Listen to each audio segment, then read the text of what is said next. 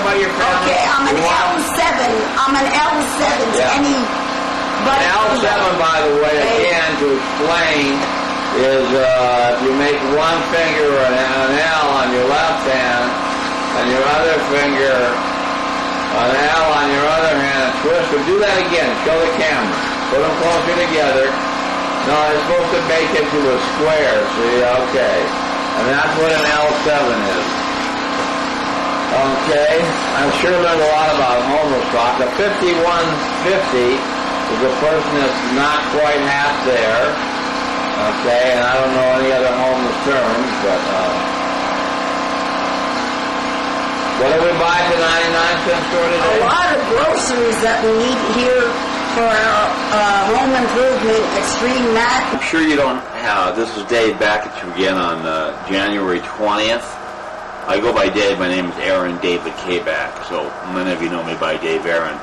I'm sure you've seen enough, you don't have to be a rocket scientist or a brain surgeon to know that Frances was extremely, extremely mentally ill. She lived with me November, December, and up until January 3rd, where I could no longer take it, including her defecating and urinating in the bed. Afraid to be more than 3 inches away from me. I'd have to go to the bathroom with her at 1, 2, 3, 4 in the morning. You've seen a very, very small percentage, less than 1/10 of 1% of the videotapes I've done of her. Now, Frances, as I mentioned earlier on the tape, was laying on a sidewalk behind the Yucaipa City Hall, which was also located only a few hundred feet from the police station. I saw her there. I asked her what she was doing. She said she was homeless. I went and bought her a sleeping bag. I ran into her another week later, leaning up against a wall, and I said, hey, I have this great big huge house. Why don't you come? You're welcome to stay here, as I've done with other people. Because Frances's mother and dad both had mental illness, I'm wondering if it's possibly hereditary. Now look, for those of you watching this tape, of course I'm not a doctor and I'm not a psychiatrist. But I also just didn't fall off the banana boat with my own agoraphobia for 30 years, as well as my mother having 3 nervous breakdowns. I'm very familiar with mental illness. So for those of you that want to question me, fuck off. You don't have to question me, nor do you have to question yourself. You can very easily see that Frances was not well. Anyway, I want to now tell you how more insane, no pun on the word insane, but how stupid our government is. I told you my situation. I took Frances in December to apply for welfare, because she had no income, zero, no Social Security, no nothing, zero, zilch. So anyway, I let Frances use my P.O. box number, which you'll see on the letter here. This letter is from what we call, her name was Frances Sachs, and you see my address there, P.O. Box 342. Now, the new word for welfare in California is called Redlands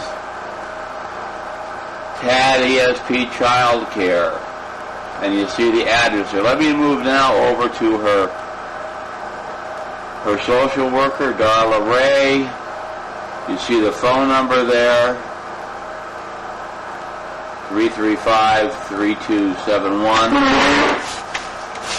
I called Mrs. Ray not once, not twice, about 7 times, and I told her that Frances was extremely, extremely mentally ill. Unfortunately, no fault of Mrs. Ray's, she was on vacation from December 25th until about January 3rd or 4th. This letter came yesterday, dated the 19th, or there and had it come back on. This is, again, our brilliant government at work. This is the letter that Frances got, called Notice of Action.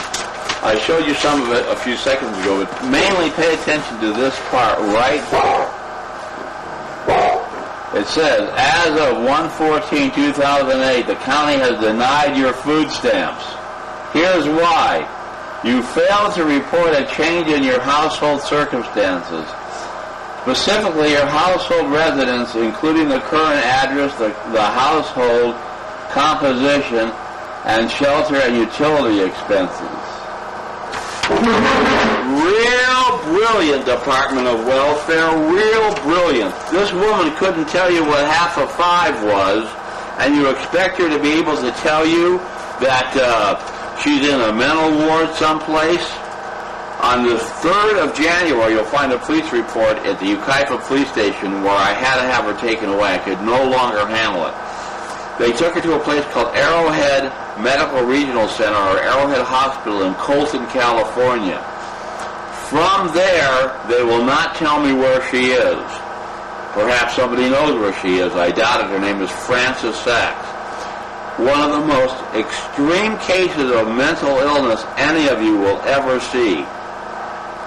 Now, as I promised you I would put on that tape. That's a very, very small portion, a very small portion. Like I say, less than 0.5% of the videotapes I took of Frances. So without any further ado, I'm going to end this tape here. There may be a glitch here. I think instead what I'll do is I'll let this tape stand on its own merit, just the way it stands. In some cases I may use a used tape where you may find a little bit different portion of somebody else talking of other tapes that I did, the older tapes. So you can keep watching if you want, but this portion here, this is the end of this portion. And for those of you that are putting this tape on the YouTube or MyTube or whatever, there's a few places where I swore. You might have to take that out.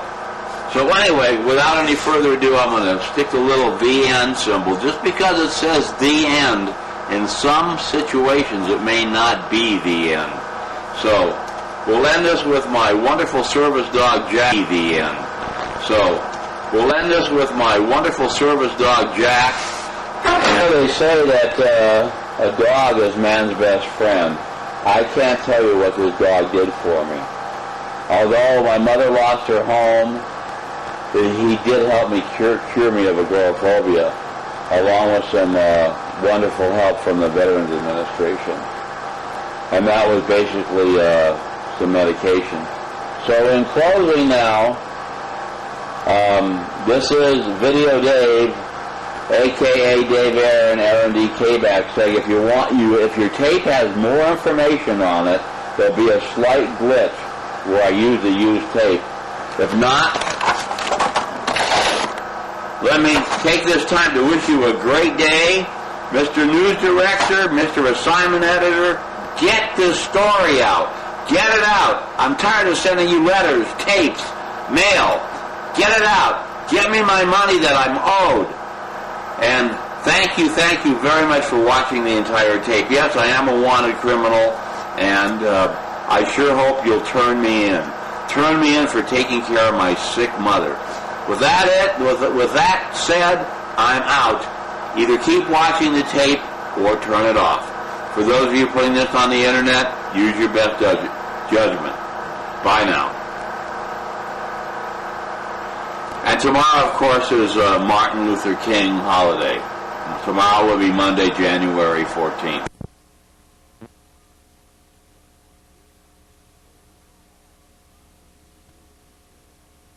Okay? Again, I ask you to black out Frances's eyes just for her own protection. I guess she is in a mental institution right now on temporary evaluation. Here now is a little bit more, and when I come back, I'm going to tell you the big story. Oh, you know what? Why don't we just relax? Don't go hysterical. Those look terrible now. Look, see? Yeah, let's not go hysterical over a toothpick, okay? Okay, all right. All right. Can I just heat up a cup of noodles to test it? To test what? If it works. If what works? The camera. How would the camera heat up a cup of noodles? It's a microwave. It's a test to see how good it's working. Yeah, no, we're testing the camcorder to show you how. Right, that's what I meant, the camcorder, okay? How could you heat up a cup of noodles in a camcorder?